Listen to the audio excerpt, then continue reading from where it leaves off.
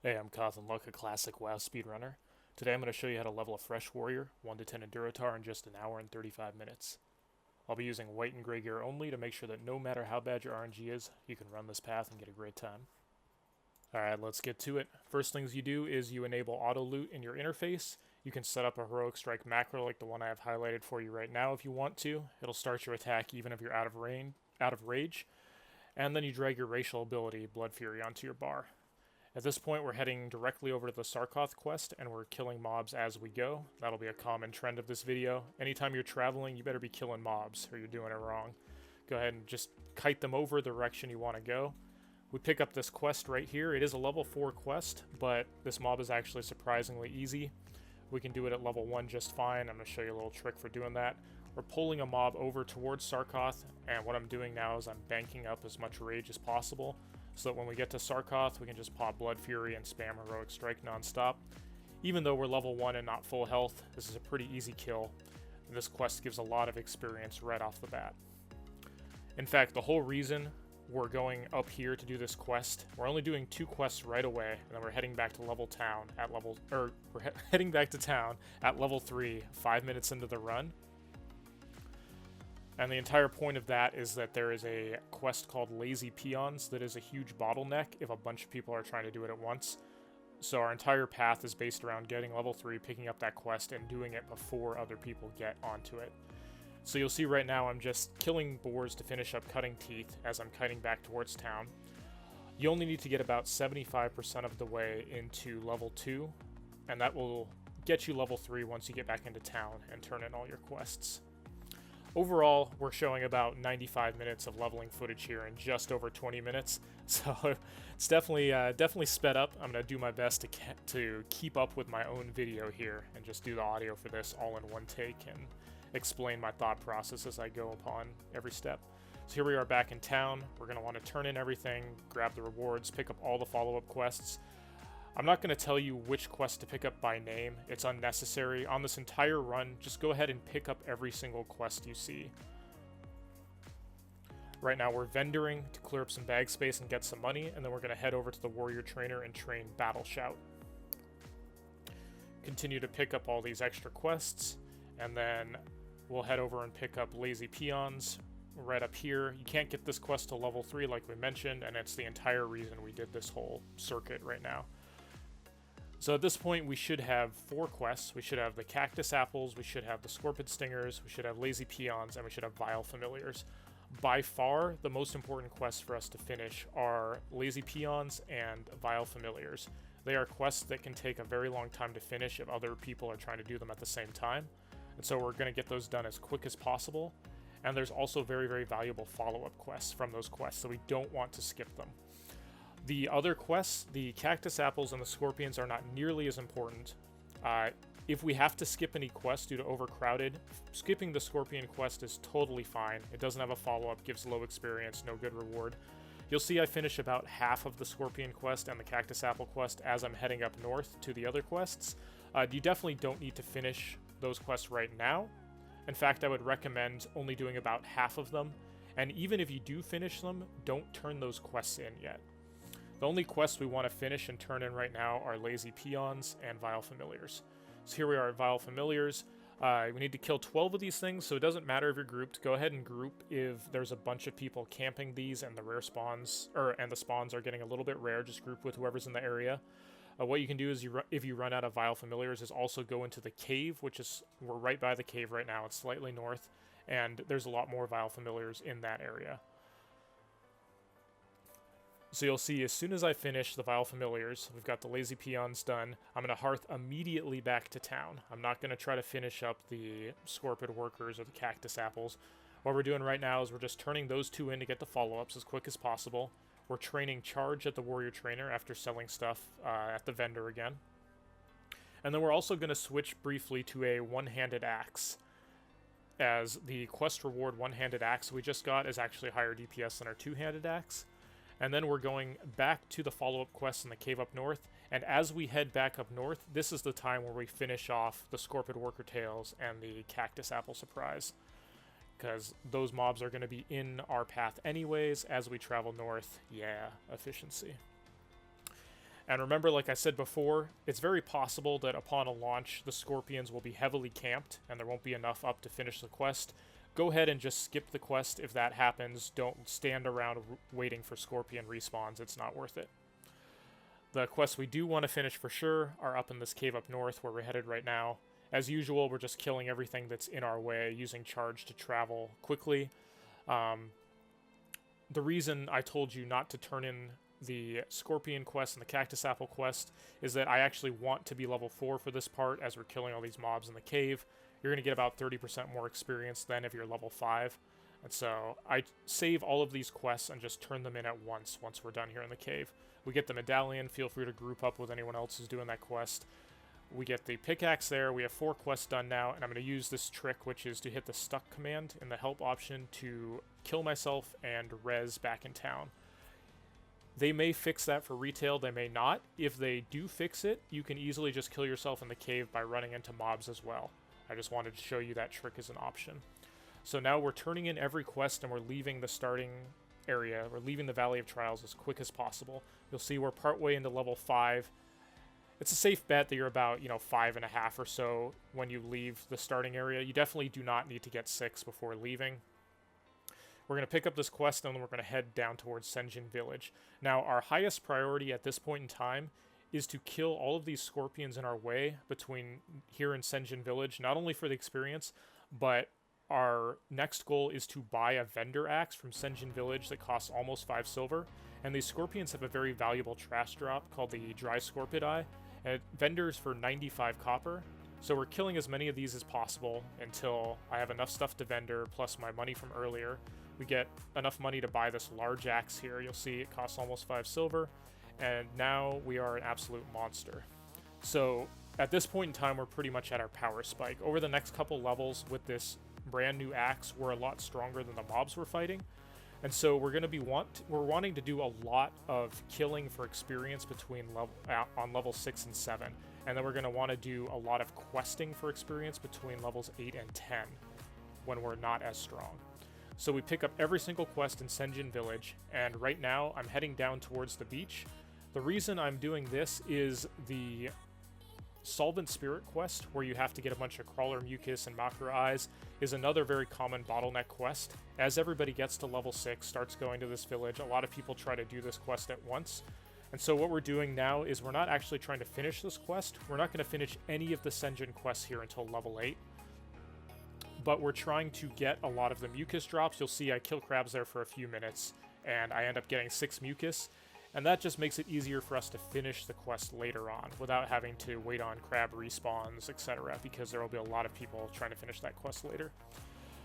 Now we start heading north towards Razor Hill. As usual, you pretty much kill everything in your path. You'll see I make a little bit of a detour here into the Tiragard Keep. The reason for that is twofold. One, there is a chest spawn that can be in any of these outside buildings that I'm looking for. As I'm running north to Razor Hill, may as well just come in here and see if that chest is up. The other reason is these humanoids drop decent vendor items and cloth, and there's 2 prerequisites that we want to get done before we get to Razor Hill. One is getting to level 6, which we're already at, no problem, and the other one is having 3 silver. We need 3 silver in order to buy a couple warrior skills and to train first aid. So you'll see me killing a lot of mobs on the way up there, just to make sure that I have enough drops to sell to the vendor. And once I do have enough to get 3 silver, I'll just go ahead and go to town. Once we're at town again, you'll pick up literally every single quest. Don't forget about the one that's up on the hill that gives you the 4-slot bag as a reward. We're going to want to finish that real quick. We drop down, turn in the quest in the inn. We set our hearth here to Razor Hill, and then we go right across the street to the warrior trainer. We train Perry and Rend for 2 silver at the warrior trainer, and we pick up first aid for another silver. If you have extra money here, you can buy some level 5 food if you want. In general, I find that bandages and the food we already have from the Cactus Apple quest is sufficient to get us to level 8 or 9 just fine without too much downtime. So now we're killing marines. One thing you can do, you know how I had you kill those crabs earlier to get a bunch of the Crawler Mucus? If the area by Sen'jin village already had people around it and there weren't crabs there, you can go ahead and do that same thing right here on the beach to the west, and just you know, grab 4, 5, 6 of those crawler mucus right now off those level 5 and 6 crawlers so you can have it for later. We're going to kill a lot of the humanoid mobs around here. This, in general, is an excellent spot to level at level 6. All the mobs are level 5, 6, or 7, so they're at your level or within 1 level, which is our goal. So as we finish the quest, we can start heading up into the keep. The keep itself is one of the most dangerous spots of the level 1 to 10 path I'm having you run. You have to be very careful of the patrols. There's level 6 and 7 Marines that patrol around. If you're not careful, you can end up fighting 2 or 3 at once. So you're often going to want to pull a mob and then kind of pull it back a little bit so stuff doesn't patrol into you. You should be able to handle 2 mobs at once right now with your strong vendor axe, but 3 can be disaster. Right now, you'll notice I'm level 6, and I'm fighting Lieutenant Benedict, level 8 named mob, and his ad at the same time, no problem. We just bank up some rage, pop Blood Fury, kill the ad, then switch to Benedict. We have a potion from an earlier quest that I haven't used yet. You can use that if you need to, but as you can see, I was able to do that just fine at level 6 without even potioning. You go up the stairs, you get the letter from the chest, and then you remember to click on that letter to start the quest. At this point, we're going to be just finishing off the Marines, and then you can stay here and grind Marines if you want until level 7. As soon as I hit level 7, I pretty much leave this area right away. The reason for that is that, again, this is a very common quest spot, so more and more people are going to be in this area going for the same mobs as they catch up to you. And also, once you're level 7, the level 5 Marines there are going to give you really bad experience. And so we're going to switch our focus over to the Quillbores instead. All of the Quillbores are level 6, 7, or 8, which are perfect for our level 7 warrior in terms of maximizing experience. And we're going to go ahead and finish the first part of the encroachment quest right now. We're killing some mobs. There's 3 different Quillbore camps around here that have these level 6, 7, and 8 mobs. What you can do is you can check in and see if there's a chest spawn in the back of any of these camps. All the camps have a chest spawn that's deep in there. And then you can continue just running around between the camps, killing mobs, checking the chest spawns. This is the spot where I will actually have you just straight up grind. It's the only spot in the guide where we're killing mobs for no particular quest purpose. And we'll spend about 5 to 10 minutes just on a straight grind here. You'll see after I finish the first part of encroachment, I'm just going to stick around killing Quillbores for quite some time. However, I do want to give you some options because it's possible that these Quillbore camps will be overly saturated when you get there. So here are some level 7 grind spots you can use to get to 7.5. These Quillbore camps here are ideal. All 3 of these perfect mobs. If they're taken, you can go up north to the Harpies. There's a lot of Harpies level 7 to 8. And if all of those are taken, you can grind the level 6 to 8 beasts that are primarily located in those turquoise circles. There's going to be some of those mobs up. You don't need to grind for very long. Basically, you only need to go until you're level 7.5, which will take about 5 to 10 minutes of grinding. And then we'll have 3 quests to turn in back in town, and that will get us to level 8 exactly, at which point we'll trade new skills and then head out again. So we're probably just going to cut over, time-lapse some of this excessive grinding that's going on. The quests that you turn in will give you a total of 1,875 experience. So what you want to aim for is you want to be 2,625 experience into level 7. And at that point, you're guaranteed to get level 8 off your quest turn-ins. So you'll see I'm grinding the old piggies on the way up to the quest turn-in. I go up here, I turn in this quest first, which gives you the 4-slot bag. Remember to equip this. Then we drop down to Razor Hill and turn in these other quests. We do these last because they'll ding you 8, and then you can just go right next door to the warrior trainer and pick up some skills while you're there. You should have more than enough money to get Heroic Strike at this point. You can additionally train Hamstring if you want to. It's not super necessary. And you can buy either level 5 food or an extra bag if you have excess money. I choose to go with a bag. In general, I find I don't need level 5 food as a warrior until about level 9 plus. The First Aid and the Cactus Apples are just fine until then. Okay, at this point we're heading into the water to do the Gnomish Toolbox quest. This is the best time to start collecting the intact Makura eyes. There's a lot of those Makuras around. Pretty much just swim around this area, trying to kill as many of these as possible. And you're going to want to check the boats for chest spawns, like I do right here. Free chest, not bad. And then you're also going to be looking for the Gnomish Toolboxes on the ground. So you go ahead and get as many eyes as possible. You finish the toolbox quest, and then you swim directly to the Troll Islands. It's kind of a long swim, takes about a minute, minute and a half, but it's a perfect time to go get a drink, get a food, take a little break, and you just auto-run yourself in the direction of this island while swimming. There's no mobs that are going to attack you in the way. It's just a good break time in general, about an hour into the run. So here we are on the island. Usually this island is pretty clear. It's far away from Sen'jin village, so most of the other people that are doing these quests are on the closer island. That's why I like swimming to this far away island. Kill all the raptors, kill all the tigers you see, continue to just get all of the drops for the quests we're doing here. We're doing the tiger fur, the tail lasher eggs. We're going to finish the solvent spirit. We have most of the mucus and the eyes already because of the path I had us do. One thing to remember is anytime you're traveling through water, it's very, very slow going, so be sure to use your charge to get you through water towards enemies. It will cut down your travel time a lot. And now we're on the main troll island. All we're doing right now is finishing up those collection quests. The thing about the Zalzane quest is that I would do it if there's other people also on this island doing that quest. However, if you're solo and you get to this island and there's no one else around, I would just go ahead and skip it. At this point, even though I'm playing on the most populated beta server, they do not invite a whole lot of people to beta, it seems, so there are not very many people out here questing. I'm by myself. I'm not a shaman, so I don't have a way to interrupt any of the troll heals, so I'm just going to go ahead and skip that quest because it takes too long to kill, 16 trolls and Zalzane when you have to worry about healing and stuff. I would only do that quest if I was in a group. So you see I finish every other quest on the island except for Zalzane, and then I run in here and intentionally die so that we can res in Sen'jin village. We hop on over to this vendor we bought the axe from earlier. We sell all our vendor crap and we repair there. You'll notice that I actually moved away from the dude too fast and it didn't actually repair, but you should repair there.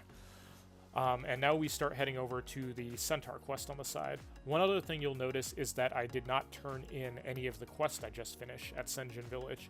The reason we did that is so that we will stay at level 8 as we're doing the Centaur quest. The Centaurs are all level 6, 7, and 8, and so I would much rather also be level 8 where I'm still getting decent experience from killing all this stuff. If I was level 9 from turning in those quests, I'd be getting way, way less experience and I wouldn't really be much stronger. So it makes a lot of sense to delay the turn-in of those quests. So I'm maximizing my experience while I'm here. In general, the ranged mobs here, the outrunners that are 7 and 8, are way better to fight if you have the option than the melee mobs. They're pretty weak, they give better experience, they don't have a blind like the melee mobs do. You'll see these mobs are real weak. I'm fighting like 3 of them at once here. I have some potions saved up, that's why I just go for these YOLO pulls. Fighting these no problem, finishing the quest off. There's some chest spawns around here. One trick you can do is you can use this bonfire here to intentionally kill yourself, and that'll warp you back to Sen'jin village. I would go ahead and do that if there were a lot of people in this area, and so there weren't very many mobs up. I would just death warp back to Sen'jin. However, since I'm the only one here right now and there's mobs up, I just go ahead and kill all the mobs as I travel back towards Sen'jin. We're going to get pretty close to level 9 as we're doing this, and then we're going to turn in all the quests back in town. Now, one thing that people always ask me is, I get all the time, people say, Cauthon, you Herculean mastermind, how do you manage to level so fast? Do you quest or grind? And that is a very flawed way to look at leveling in this game. I don't know anyone who just grinds 1s to 60. That seems insane to me. And by the same... On the other hand, it's literally impossible to quest 1 to 60 in vanilla WoW. There are not enough quests. You do have to grind, oftentimes for long periods of time. So you're always going to be doing a mix of both. There's no such thing as grinding or questing to level. It has to be a mix of both. You're just going to want to basically set your questing paths up the way I do, so that anytime you're running to or from a quest, you can be sure that the mobs in your path are close to your level, and then you kill everything that's in your path to where you're going, and you get maximized experience doing that. Very important to know just exactly where you want to go and make sure that the mobs that you're going to be patrolling through are good enough to give you experience. And that alone is going to shave huge chunks of time off of your 1 to 10 times, 1 to 20, etc. So we go back to town, we turn in some of the quests in Razor Hill. We can buy some level 5 food now if we want, because the mobs start hitting us a lot harder. We're still just using our level 3 vendor axe that we bought earlier at Sen'jin. We kill the quill boars there to finish up encroachment. You'll notice I pick up that quest there for Crom's amulet. I picked that up even though we're not actually doing that in this video. That is a quest that we're going to want to do later, so I pick it up while I'm in the area. And we also skip Fizzle right now. It's definitely possible to do Fizzle if you use like a potion, you store up rage, you fight him, use your skull, really sticky glue, all the quest rewards you got from Sen'jin Village, you can do him at 9. The reason I don't is that warriors have a class quest that we'll do pretty soon at level 10 or 11. And it sends you over to the area where Fizzle is to kill thunder lizards anyway, so it's much more efficient to just do both of those quests at the same time later. Technically, it's a slower 1 to 10 when I'm picking up quests for later and not doing Fizzle here, but I'm setting up this path as a realistic path that you would use while leveling 1 to 60. I'm not just going for the optimal 1 to 10 time here. I want you to have a real path that like leads in to the warrior quests in an efficient manner and leads into some quests you're going to do later. Okay, so we pick up the Harpy quest to head into the canyon, pick up those bags, etc. It's a pretty easy quest to do. We just slay all the harpies around, pick up bags. We turn that in, and then you'll see I'm pretty close to level 10. What I do after turning that in is I start running back towards Razor Hill, and I just kill all these mobs that are in my way again. There's a lot of level 8 harpies, level 8 and 9 pigs, etc. I kill everything that's in my way. I've got a couple quests to turn in Razor Hill still that are worth about 1250 experience. So I grind until I'm at the point where I can turn those in and hit level 10. So we're going to hop down, turn those in, and then we'll ding level 10. Real nice time going on of 1 hour, 35 minutes right now for a fresh warrior. It's real nice. You can all see the path. You can all see the style I used. It's nothing super, super complicated. You just want to be ensuring that you're killing mobs during all of your travel times and pulling them in the direction you want to go. That's the biggest importance to leveling quickly early game. I'm going to give you guys a little teaser here on how to set up for 10 plus with Warrior. You pick up the Warrior class quest, you pick up this quest that goes to Crossroads, and then you just start heading west towards the entrance to the Barrens. We're going to do a little bit of a trick here to get you set up for a good 10 to 12. As usual, just kill mobs on the way as you go. Don't be killing mobs if they're like somewhat close to your level. We'll zone into the Barrens here. We'll turn in these 2 quests. We have the quest that leads to Crossroads, and we have our Warrior class quest. And then you'll notice we're a long way away from Crossroads right now, so I'm going to Death Warp there by just either using the stuck trick, or I'm going to run into these mobs and let them kill me, and that's going to save me a good 3 or 4 minutes of walking over to Crossroads. It's going to kill me. I'm going to res at the Crossroads Spirit Guide. And from there, we can pick up the flight path and Crossroads. We can pick up the quest that sends us back to Orgrimmar. And it's actually much faster to do this. You'll notice I never even went to Orgrimmar. On our whole run, we've never gone to Orgrimmar. We've never got the flight path. But that doesn't matter, because as long as we pick up this quest in Crossroads that flies us back to Orgrimmar, it'll just take us back to Orgrimmar on its own. We can turn in all the quests we have in Orgrimmar. We can buy a new vendor axe there from the Orgrimmar weapon vendors, and then we can go back out into Durotar and do all of our remaining quests, do our warrior quest, etc. We can get 10 to 12 in Durotar, then we can go back to Orgrimmar, train our level 12 warrior skills, and then finish the Ride to Crossroads quest by flying back to Crossroads. And then we're set up perfectly for level 12 plus in Crossroads. We'll do a subsequent video where I go over the most efficient route to do all of that. But warriors are in a pretty good spot. Their class quest isn't too difficult. You can do it at the same time as other classes and get yourself set up for a pretty quick 10 to 12 as well.